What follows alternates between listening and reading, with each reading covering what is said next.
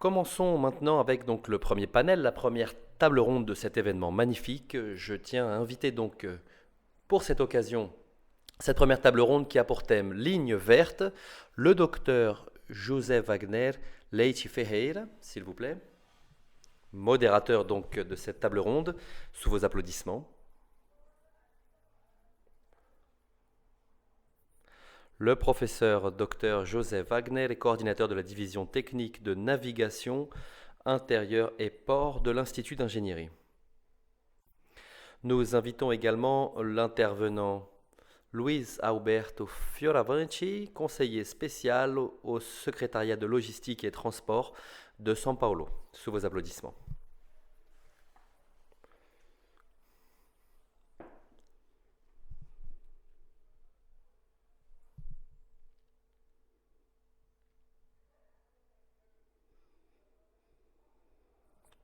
Maintenant, passons la parole au modérateur pour la conduite donc de cette table ronde.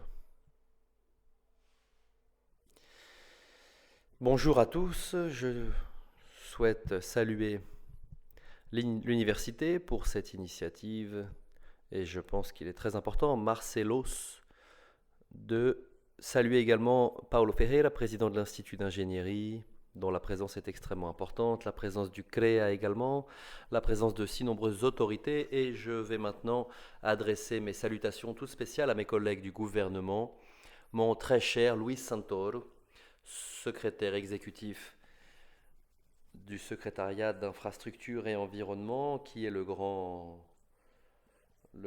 homme qui se bat au sein du secrétariat et qui soutient le grand secrétaire d'environnement que nous avons.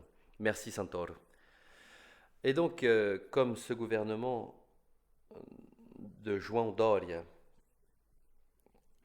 et actuellement donc de Rodrigo Garcia est un gouvernement qui a montré depuis le début qu'il serait nécessaire de travailler la question de la logistique, et pas la logistique du transport de fret, mais la logistique du gouvernement uni, de telle sorte que les secrétariats puissent travailler en harmonie. Et c'est cela que l'on a fait avec savoir, avec sagesse, pardon. Et c'est cela aussi que l'un des secrétariats les plus importants dans le contexte de l'État de São Paulo, le secrétariat de l'environnement, qui est partenaire donc du secrétariat de logistique et transport, partenaire du secrétariat métropolitain de transport et partenaire de tous les secrétariats d'ailleurs. Donc Santoro, le travail que vous menez en défense de l'État pour nous aider est absolument fondamental. Le gouvernement, tu vois Paolo, ce gouvernement favorise, donc soutient l'infrastructure, les projets d'ingénierie, et cela est très bon. Je tiens à saluer maintenant mon très cher ami, le professeur Wagner, un grand combattant qui s'y connaît un petit peu dans tout. Nous avons fait le projet donc de la voie hydrique Tietê-Paraná et nous avons réussi à faire le plan directeur au sein du secrétariat de logistique et de transport. Je voudrais te remercier publiquement pour le travail, la tendresse et l'aide que tu nous as apportée. Mais également, l'Institut d'ingénierie fait partie de deux division des voies ferrées et division de navigation. Et véritablement, c'est un endroit de travail qui est très sérieux. Tout le monde est très dédié et je pense que c'est important. Chaque réunion, chaque événement qui est organisé à l'Institut d'ingénierie est comme une formation de deuxième ou troisième cycle. Tout est absolument sensationnel. Nous avons beaucoup évolué et nous sommes parvenus, c'est d'ailleurs entre les mains de notre cher Santoro, nous sommes parvenus au plan directeur hydrique de São Paulo et le prochain sera le plan directeur hydrique de la région de Santos pour pouvoir avoir plus d'agilité dans le port, réduire les coûts d'infrastructure. Et c'est donc cela que c'est à cela que nos gouverneurs ont travaillé. Et je voudrais vous dire également que je ne connais pas, et je profite de ce moment pour saluer mon ami Jean-Carlos Pejo, qui a été secrétaire de mobilité au niveau fédéral, l'homme qui a apporté la voie ferrée moderne pour aider beaucoup la région de Santos, à travers le VLT notamment. Donc Jean, je ne connais pas, pendant les 50 dernières années, un moment où on a eu un gouvernement comme celui actuel de São Paulo qui est progressiste. Donc je vous dis la chose suivante, nous avons 2 gouverneurs à São Paulo et c'était comme la comète Raleigh, on la voit tous les 100 ans et il faut en profiter, n'est-ce pas Santoro? Donc nous travaillons beaucoup, on exige beaucoup de nous, mais je pense que l'on fait ce qu'il faut. Et l'exemple, c'est ce qui est en train de se passer à Santos, au port de Santos. L'infrastructure, je crois que beaucoup reste à être fait et nous cherchons donc, nous travaillons dur et nous comptons sur votre collaboration à vous tous. Je vais maintenant vous présenter le projet. Comment ce projet est-il apparu? Vous tous savez, tous ceux principalement qui fréquentent Santos, les entrepreneurs qui sont présents ici, que les routes que nous avons actuellement jusqu'à la ville de Santos, pour aller jusqu'au port de Santos, ce sont des routes, une route qui s'appelle Anchieta qui date de 1937. Elle est complètement dépassée et aujourd'hui la plupart de nos camions apportent 60 tonnes, ce sont des camions 9 axes et ils n'ont pas la possibilité de descendre la montagne de Santos. Ils doivent déposer la moitié de leurs marchandises sur le plateau et descendre avec la moitié, remonter pour chercher l'autre moitié, parce qu'ils ne peuvent pas prendre les virages de la route Anchieta. Cela montre donc à notre secrétaire João Otaviano, qui est un secrétaire qui vit la mobilité, et ainsi que notre cher Juca qui est ici, mon collègue de travail, conseiller technique à mes côtés au secrétariat. Donc nous sommes parvenus, moi et Juca, à penser une façon de travailler le secteur de la planification et nous avons soulevé certains points pour mettre à l'ordre du jour des projets qui avaient été pensés il y a un certain temps. Et n'est-ce pas, Juca, nous sommes parvenus à faire un MIP du projet de la ligne verte. C'était un projet audacieux et c'est le gouverneur Doria qui lui a donné ce nom, ligne verte, car il faut être écologique également. Donc Juca et moi faisons partie du groupe de travail au sein donc, du gouvernement, des partenariats publics-privés en particulier, et nous espérons que d'ici la mi-2022, nous pourrons lancer les marchés publics. Donc Juca et moi, nous présentons... Tu veux venir sur scène, Juca, peut-être? Donc Juca et moi, nous sommes en train de développer ce travail, et je vais vous présenter où nous en sommes. Voilà, donc vous voyez le gouvernement de l'État de São Paulo, secrétariat de logistique et de transport, de nouveaux chemins pour le développement. C'est donc cette nouvelle descente. Ce projet est un projet donc routier et ferroviaire à la fois.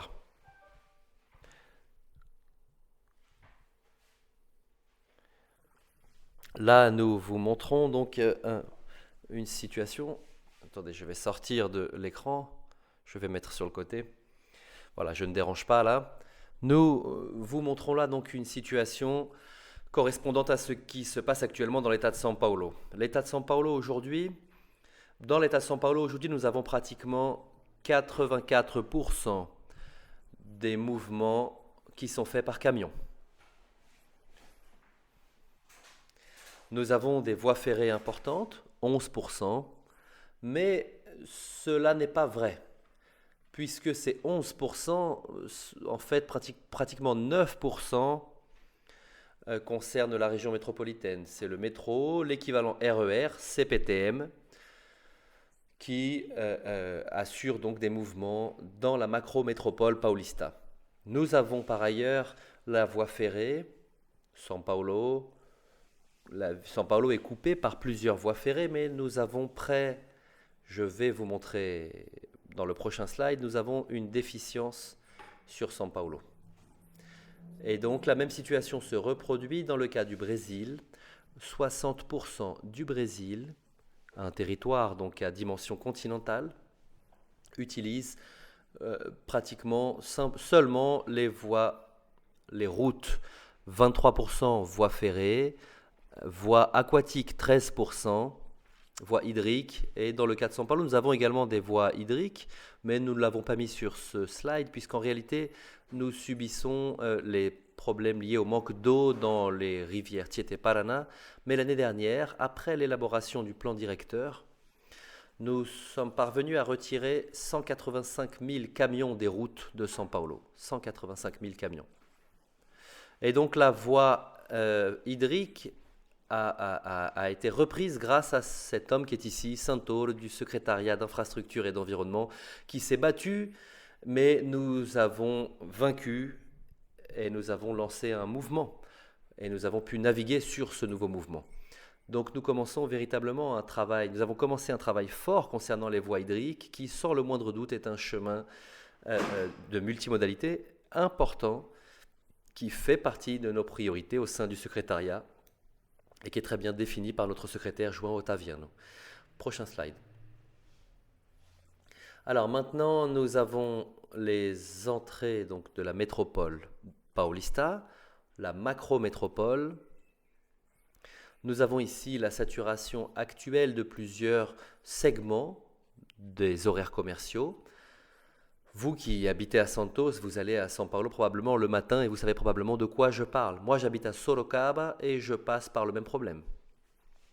L'impossibilité d'élargir la capacité des routes dans la région métropolitaine de São Paulo, puisque les coûts financiers et environnementaux seraient énormes dans la région urbanisée.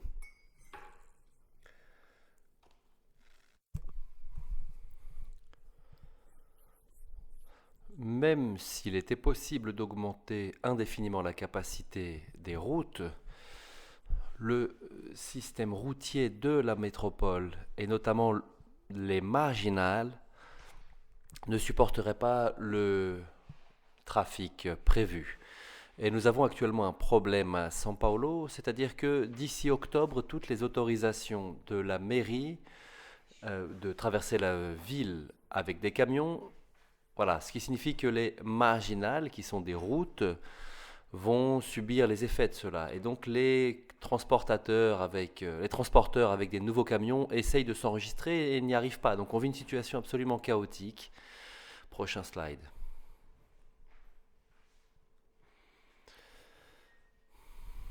Continuez. Donc là, nous avons un niveau de service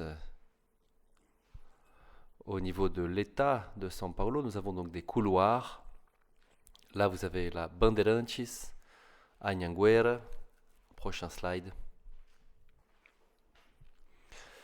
Vous pouvez voir ici que elle est pratiquement saturée d'ici 2030. Totalement saturée. Prochain slide. Elle est déjà saturée depuis 2020 d'ailleurs. La Castelo Branco également est saturée. La Raposo Tavares. La descente vers le littoral donc. Anchieta.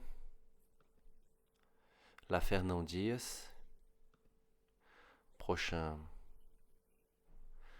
Donc le niveau de service, vous pouvez continuer.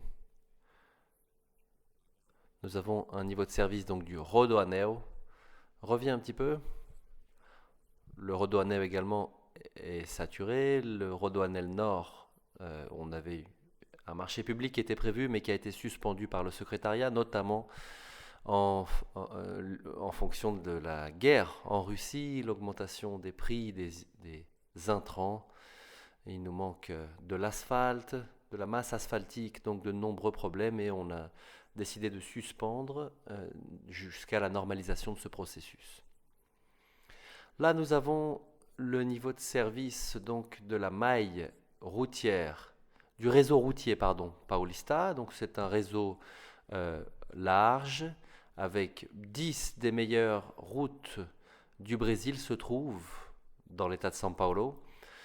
Et parmi ces 10 meilleures routes du Brésil, nous avons une route qui est la meilleure de toutes, qui est Euclides da Cunha jusqu'à São José do Rio Preto, qui est une route de l'État de São Paulo, n'est-ce pas, Juca, du département de route ce qui montre que ce gouvernement a apporté une bonne énergie pour les routes de l'État. Si l'on ne prend en considération que les routes de proximité, donc nous avons eu 5000 km de routes de proximité qui ont été construites, 3000 km récupérés, plus de 7 ou 8 milliards en chiffres de dépensés pour les routes, et on se concentre principalement sur le segment logistique à travers la question des routes rurales qui connectent donc les productions rurales.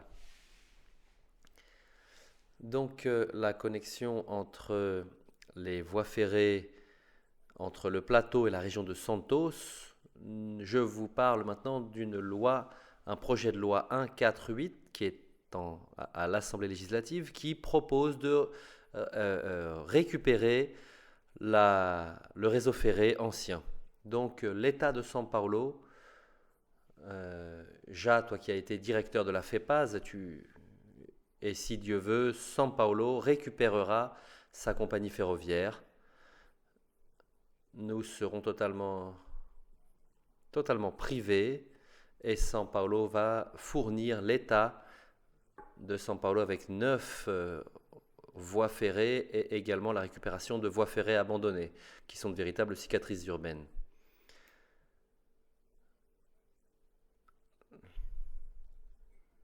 Regardez le père de la short line, il est là, João Carlos Peugeot.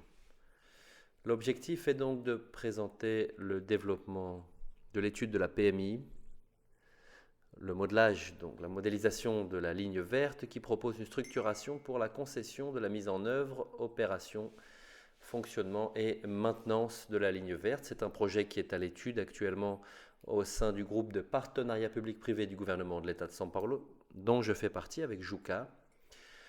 Promouvoir la mise en œuvre de connexions routières et ferroviaires en utilisant des techniques constructives dont nous disposons dans le domaine de l'ingénierie, et réaliser ces opérations avec des systèmes modèles de contrôle de trafic qui garantissent l'accès aux services pour les usagers.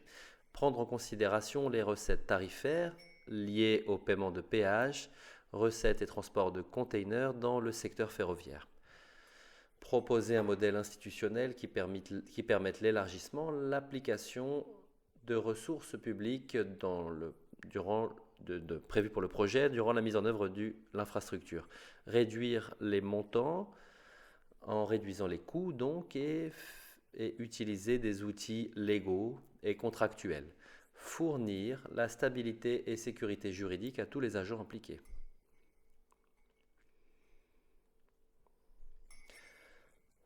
L'appel d'offres donc pour la concession.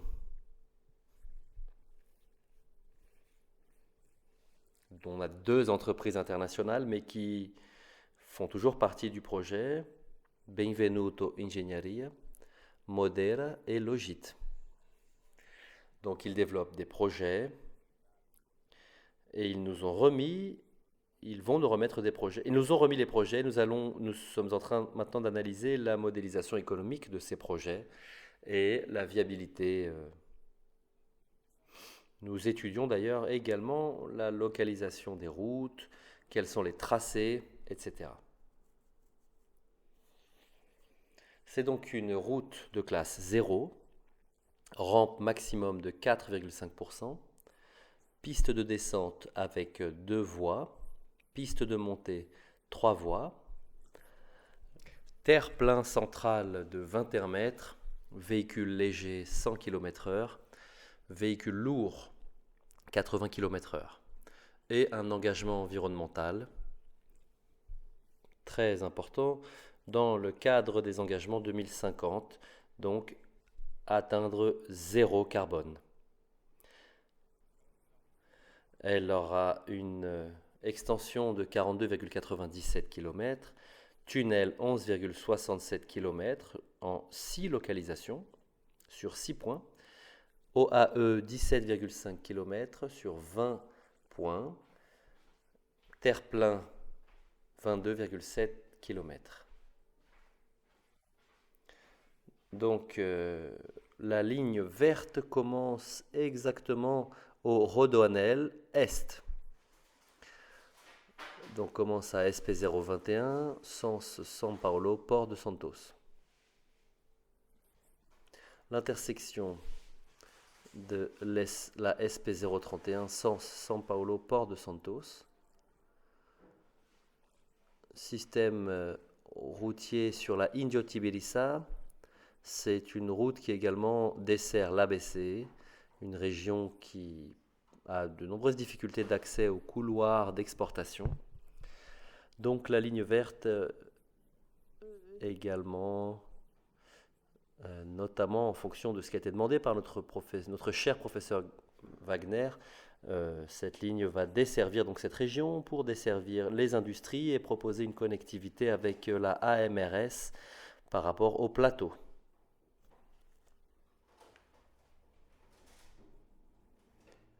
Excusez-moi, le téléphone qui sonne. Merci.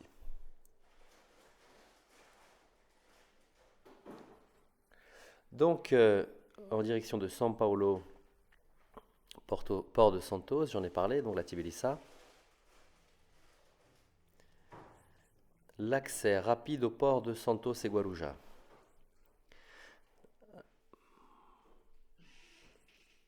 « 17,5 km de ponts et viaducs. Illumination, éclairage intelligent sur toute la route. Assistance sollicitée par application en tout point de la route, suivi de la route par des caméras, surveillance de la route, service de Wi-Fi, 24 heures de service d'ambulance, de récupération d'animaux, combat contre les incendies, zone de repos, refuge, voie de fuite pour le passage de camions, des stops pour des marchandises spéciales, des stations-service, intersection avec la route BR 101, sens São Paulo, port de Santos.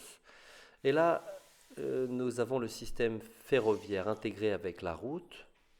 L'infrastructure ferrée est adhère parfaitement au tracé routier et sera pratiquement sur 80% de son trajet se trouvera juste à côté de la route.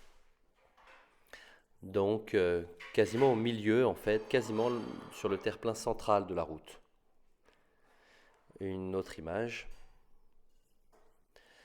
Les voies ferrées, donc vous voyez, suivent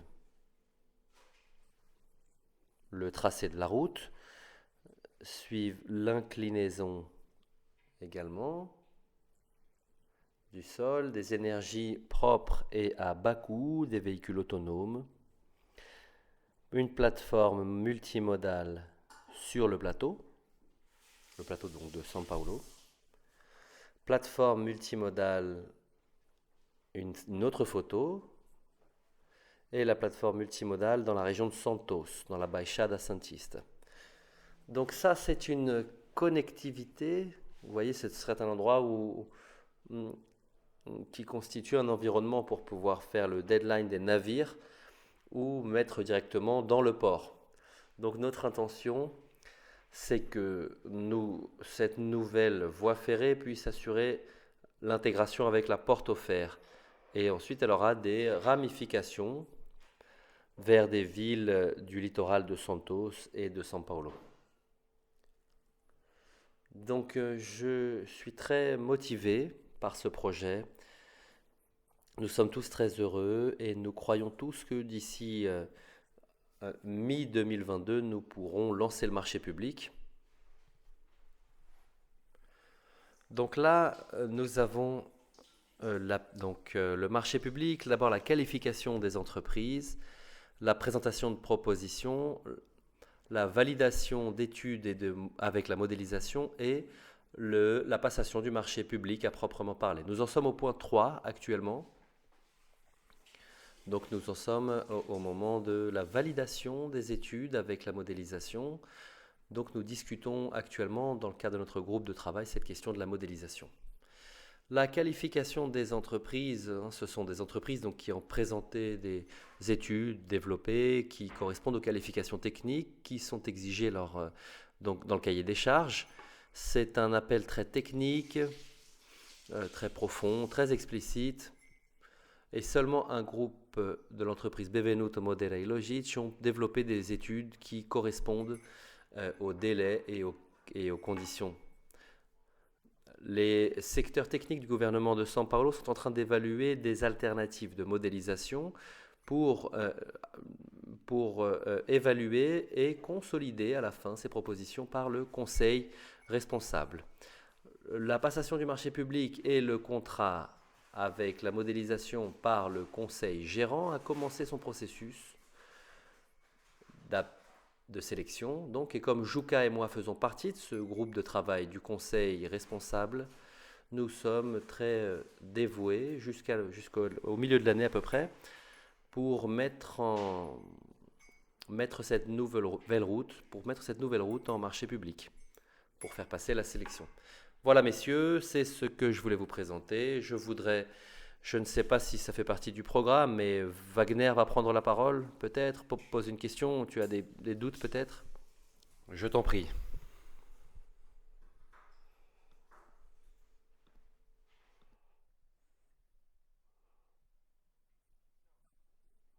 La seule chose que je voudrais dire, c'est que nous nous sommes habitués à considérer un axe comme celui-ci comme une connexion d'un point A à un point B. Mais ce projet démystifie un petit peu cette idée. C'est un grand projet de développement régional. Ce n'est pas une connexion d'un endroit à un autre. Et ça, c'est fondamental de le dire. Par exemple, en arrivant, nous allons donner une autre destination, d'ailleurs alignée avec le plan directeur de Santos, à un grand parc technologique, à une grande plateforme sur la région continentale de Santos dont beaucoup de personnes ignorent l'existence. Et beaucoup de personnes ignorent le potentiel également.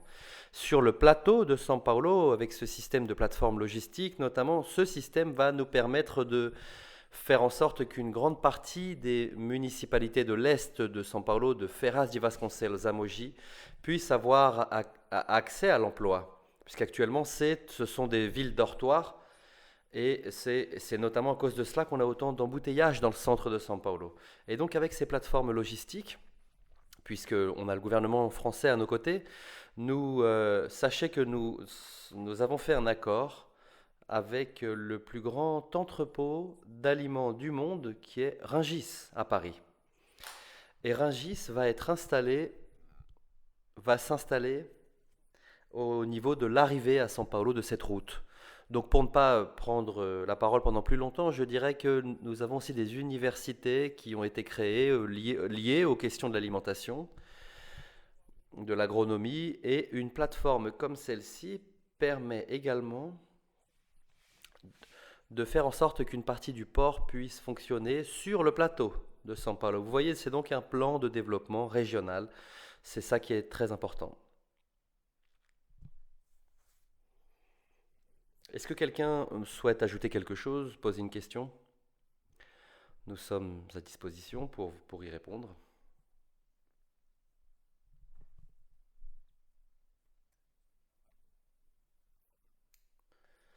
Tu peux venir ici pour prendre la parole dans le micro, puisque comme on est en train de traduire simultanément en France, on a 3 universités françaises qui sont en train de transmettre en direct actuellement cet événement, donc c'est important que vous puissiez avoir accès au microphone pour que les Français vous entendent. Félicitations pour le projet. Il est essentiel, ça fait 15-20 ans. C'est un projet donc essentiel depuis plus de 20 ans dans le cadre de la planification stratégique. Et ma question est très simple. Quelles améliorations ce projet propose-t-il par rapport à Viamar?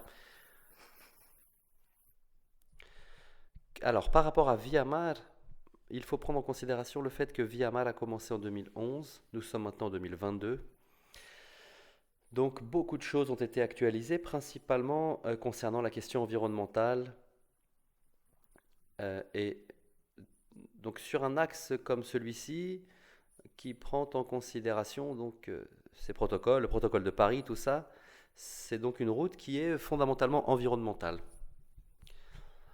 Et cette intégration avec le plan directeur de la ville de Santos, et il y a aussi la question, comme je vous l'ai dit, le fait qu'il s'agisse d'un axe de développement régional. Une deuxième question pour terminer, cette rampe de 4,5%, c'est bien ça. Je pensais que c'est le système de crémaillère qui serait utilisé pour la voie ferrée. Donc cette rampe de 4% permet aujourd'hui, et là nous avons des Français qui sont ici pour nous entendre, c'est un système que je ne désigne pas comme étant un système ferroviaire, c'est un système de rails avec des U-cars. Et les U-cars fonctionnent en fait comme des métros avec un moteur linéaire, donc ils ont la possibilité de monter cette rampe de 4-5%, à la différence d'une voie ferrée qui peut rester sur 1,5-2%, qui doit faire des détours pour arriver par exemple à Bertioga et retourner à Santos. Donc on étudie ce système avec le gouvernement français. Merci professeur Eduardo. Attendez simplement pour terminer peut-être ce que je disais et repasser le micro. Je voudrais parler peut-être du réseau tubulaire. Je n'ai pas vu de connexion entre le plateau et la région de Santos au niveau du réseau tubulaire. Est-ce que vous pouvez nous en parler un petit peu plus? Oui, alors juste pour compléter la réponse qui a été apportée par Wagner, la question du système ferroviaire.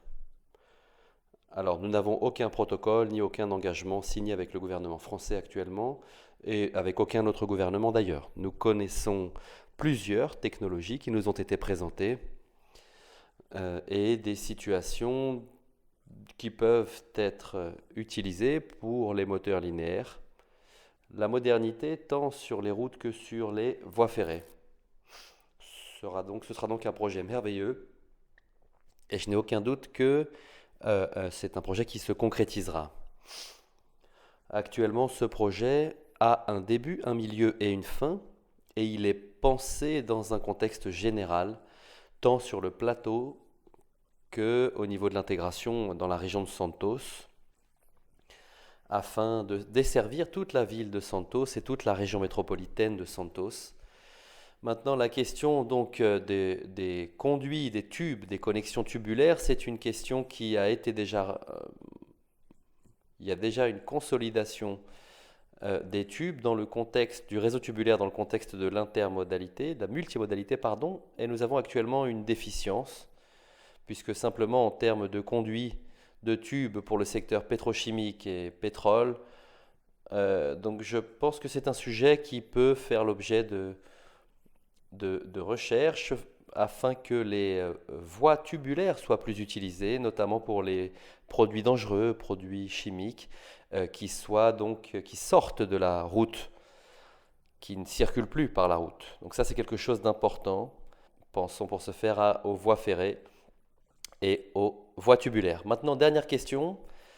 Professeur Adilson Gonçalves de l'Unisanta et de la mairie de Santos. Bonjour à tous. Professeur, on discute beaucoup. On a parlé du plan directeur de Santos. La mairie de Santos est actuellement en train d'approuver son plan directeur et les prochaines étapes qui seront discutées cette année, c'est la révision de la législation d'occupation des sols du secteur continental. Et on parle là donc d'une région qui est la dernière région qui peut être disponibilisée pour l'expansion économique. L'idée de la mairie est que cette expansion économique soit naturellement faite de façon durable avec l'implantation d'activités industrielles notamment. Nous aimerions savoir, puisque ce projet de ligne verte est très lié à cette idée de l'occupation du secteur continental de Santos. Je voudrais savoir ce que vous avez l'intention de faire en termes d'attractivité économique pour la région continentale, de telle sorte que l'on puisse l'adapter dans la législation d'occupation des sols. Oui, effectivement, lorsqu'Adilson, excusez-moi, je ne vous ai pas cité, mais je vous remercie pour votre présence, pour représenter notre cher maire Rogério Santos, et l'opportunité que nous avons eue d'ailleurs de discuter avec le maire de ce sujet et sa préoccupation également de faire en sorte que la ligne verte atteigne non seulement le secteur portuaire mais également la ville de Santos qui puisse à l'avenir, dans un avenir proche, desservir, donc être utile pour les passagers qui vont vers la ville de São Paulo, afin donc de connecter la région de Santos à la macrométropole de São Paulo. Ça, c'est absolument possible, mais cela dépend de certaines connexions au au plateau, pardon, puisque, par exemple, l'un des projets qui est un rêve du secrétariat de logistique et transport consiste à faire en sorte que le plan d'action de la macrométropole nous permette de mettre en place donc une espèce de périphérique routier, Rodoanel, donc pouvoir connecter, en connectant ce Rodoanel, en séparant donc la marchandise, le fret des passagers, c'est quelque chose qui nous rend la possibilité de penser à avoir ce partage de fret et passagers à Santos avec une dérivation au moment où on arrive à la macrométropole de São Paulo. Donc en effectuant cette séparation, en arrivant dans la macrométropole, on est sur le point de réaliser cela et le fait...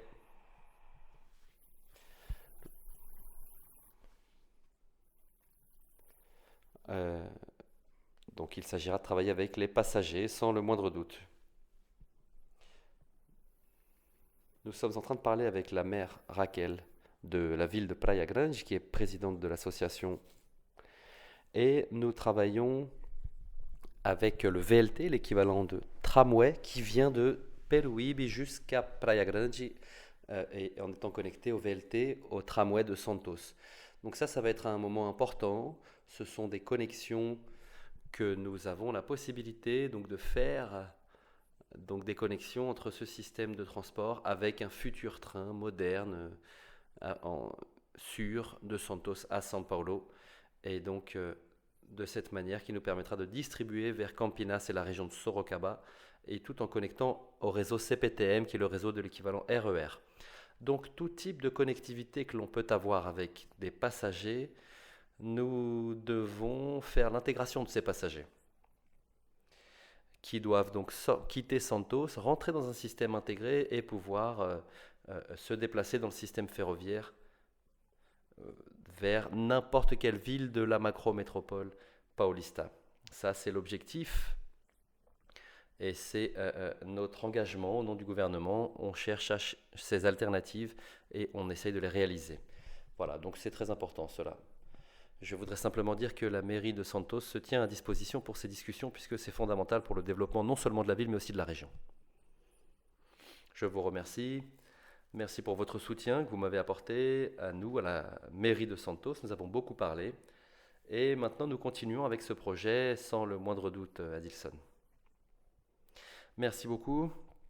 Donc, pour clôturer maintenant, je voudrais demander à M. José Wagner Leite Ferreira et à Dr. Luiz Alberto Fioravanti, je vous demande de revenir, de reprendre vos places dans l'Assemblée, sous vos applaudissements, pour Luiz Alberto Fioravanti et notre modérateur de l'Institut d'ingénierie.